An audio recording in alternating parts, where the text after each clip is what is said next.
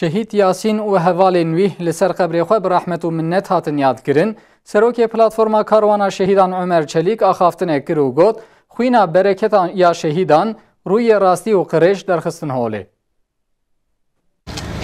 ياسين والقرآن الحكيم یاسین بری و حوالی وین کد سال 2014 ده دما کد عیدیا قربانی ده جبو فقیران گوشت قربانان بلاو دکرن.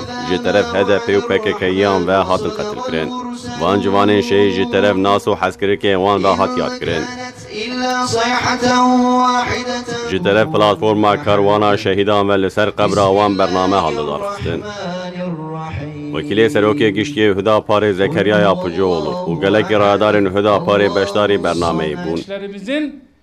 ده برنامه بیر آنینو و یادکرنا کوهاد لدار خستنده. سروکی پلاتفورما کاروانا شهیدان ömer Çelik axaftine ki. Bu davanın çağırıcısı Çelik de axaftına xuya ku kirde dest nişan ki. Ev doza ilahiye u xudgê wê jî xwedayê. Ev tirêna şehadetê qet vala nemaye. Li Uhudê Hamze, li Kerbelayê Hüseyin, li Uhdudê müminin ehlê tevhîdê, li Hatayê Habibê Necat, li Diyarbekirê Yasin, Hasan, Hüseyin, Turan, Riyad şehîd bûn û beşdarî karwana şehîdan bûn. Ew ê ev yek heta qiyamete berdewam bike.